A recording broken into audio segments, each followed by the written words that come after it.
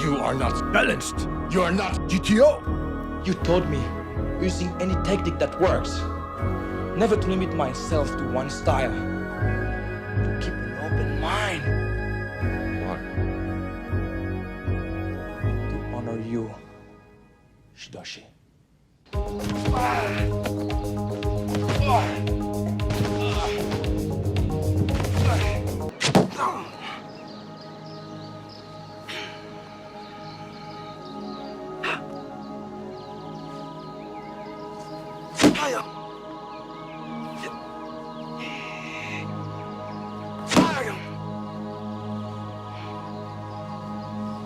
Practice until you can meditate. Nothing can distract you, so that you see and feel nothing except your own energy.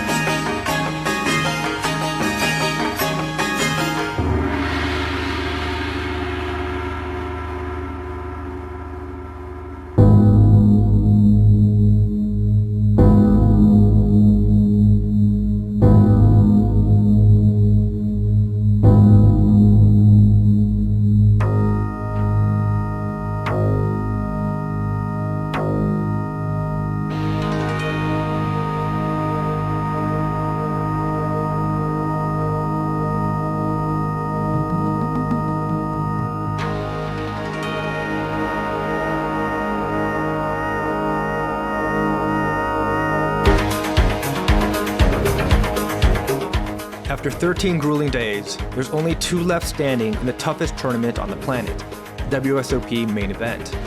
Norway's Espen Jorstad and Australia's Adrian Attenborough have outlasted nearly 9,000 other competitors and find themselves in a dream spot to secure a life-changing $10 million score. In this video, we'll be reviewing one of the most controversial hands of the match, which lasted almost 20 minutes. We start out with Espen on the button with around 95 big blinds, and he raises it to 2.5x the big blind with king-queen suited. Adrian then 3-bets around 3.5x with jack-4 of diamonds, and Espen calls. The flop is king 10-8 with 2 hearts, and Adrian continues with around a 30% pot bet, and Espen calls. On this flop, Adrian is definitely more likely to have the strongest hands as the 3-better, particularly due to his advantage with aces and ace-king. However, as the 3-bet caller, Espen should have many medium to strong hands himself, with a bunch of top and lower pairs as well as numerous flush and straight draws. So this isn't the type of texture, from a theory perspective, you'll want to be betting your entire range with, and its wetness warrants a large bet.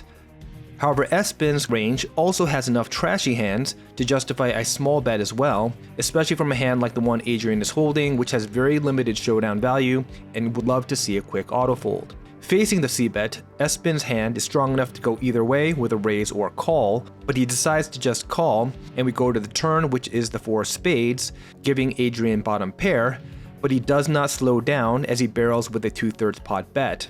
If I had to guess, this bet is intended primarily as a bluff, designed to get some 10x, 8x, or middle pocket pairs to fold, which have decent but not great equity against the big blind's stronger range. Some EV is undoubtedly also derived from charging the numerous draws in Espen's range to continue, and getting some hands that floated the small flop bet to fold. It'd be interesting to know how Adrian is constructing his turn barrel strategy here, and what percentage of lower pairs like this he continues to fire with.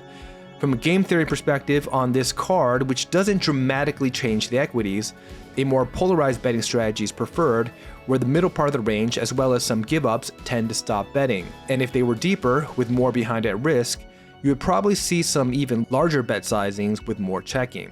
The solver does fire with some portion of the middle part of the range, but typically with the additional equity of the flush draw, the additional bluffing potential of having a heart or spade, or with combos that are unblocking a significant portion of Espen's folding range, which consists of many straight draws that are likely to fold to this large bet. So holding a queen, jack, or 9 in Adrian's shoes generally is not great for a bluffing candidate because it makes it less likely that Espen will fold. Espen calls, and interestingly the solver likes to shove with this specific hand. With the SPR getting shorter, top pair is strong enough to stack off, and at the same time is vulnerable to the numerous draws in Adrian's range. In contrast, if the players were deeper, we see that although there is some raising, there is no shoving. But we do see a river which pairs the 8 and Adrian checks. This 8 isn't the best card for Adrian, since Espen as a passive caller should have more middle pairs in his range. But given that there's only a 2/3 pot bet behind, most of Adrian's strongest hands, top pair and above, shove. Overall, this strategy is very polarized, with most middle strength hands, some give-ups, and a few slow plays checking. Adrian's pair forwards, though not super strong, does have enough equity to beat the numerous busted draws in Espen's range, many of which will want to check back, particularly ace high. But Espen has something much stronger, and he shoves, seeking to end things on the very first hand of heads-up play. We do see that with the SPR being lower than 1, all top pairs and even some under pairs shove for value. To some, this may seem crazy, and the commentator even suggests just checking Espen's hand back. So why is the solver so aggro here? Well, we need to keep in mind that up to the river, Adrian had bet 3 times in a row, pre-flop, on the flop, and on the turn. As a result, at the end of the turn, his range had become quite polarized, comprised of mostly strong and weak hands. A polarized range tends to be very aggressive, maintaining the betting initiative street over street, assuming relatively safe runouts that don't shift the nut advantage dramatically, which this 8 does not. However, after every bet and call, the bottom of the defender's range tends to get stronger as well, because weak hands that fold can be removed. This in turn means that the threshold for hands that are strong enough to continue betting for value in the aggressor's range gets higher and higher with every bet that's placed, because value bets need an ample number of weaker hands in the opponent's range that can call. Hands that fall below that threshold end up checking, along with some give-ups. In this case, given the short SPR, Adrian's triple barrel shoving threshold would likely include top pairs. So when he slowed down on the river, from a theory perspective, it meant that his checking range would most likely be comprised predominantly of hands weaker than top pair that have now fallen below the value bet threshold, and some trash, which Espen's top pairs are all ahead of. Now, of course, in reality, the players will not be playing exactly like the solver, so the actual EV maximizing strategy may shift depending on human tendencies. So let's also consider this spot from an exploitative standpoint to round out our analysis. Although I'm not intimately familiar with Adrian's game, my understanding is that he's generally known to be quite aggressive. How should Espen's strategy be impacted if that is the case? Well, the EV of Espen's bet is mostly dependent on the prevalence of 2 regions of Adrian's range. 1, the percentage of traps Adrian is likely to have, and 2, the percentage of worse hands that can call Adrian is likely to have. If our assumption is that Adrian is over-aggressive relative to GTO, it would likely mean that he would have a lower percentage of traps and a higher percentage of worse hands that can call.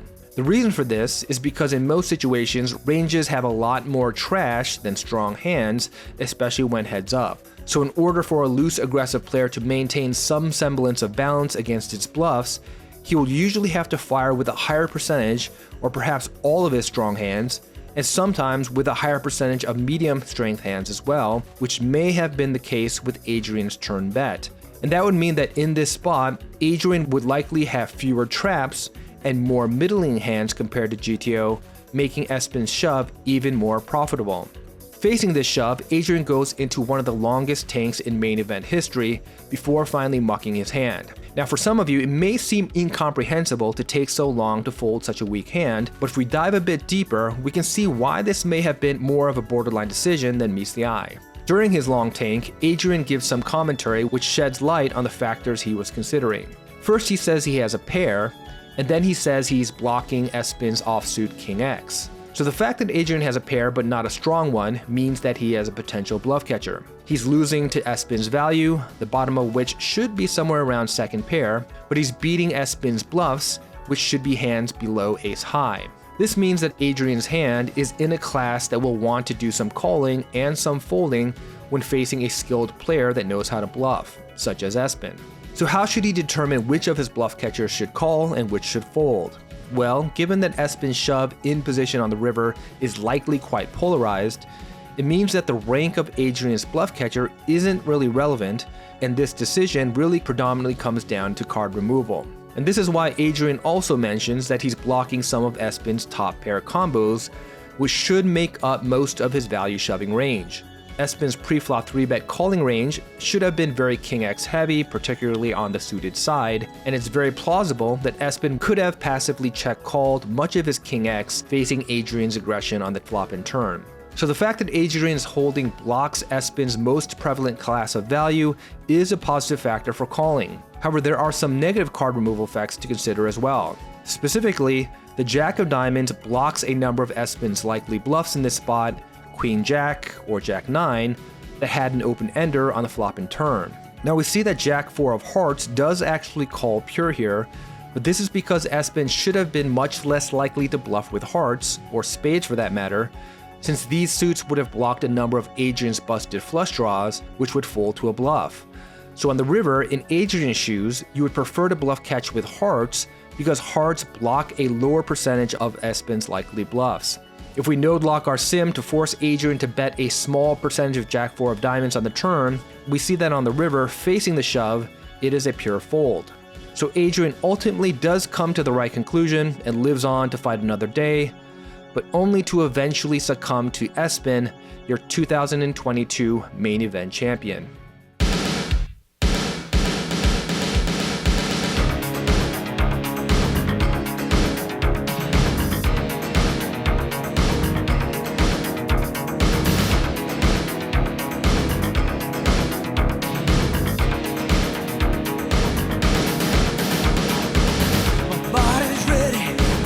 On fire, I'm gonna push you over the wire. Perfect timing, tight as a drum. You find the battles already won. I'm taking hold of every moment, given strength by the breath of life. I'm gonna stake my claim. I'll fight to survive.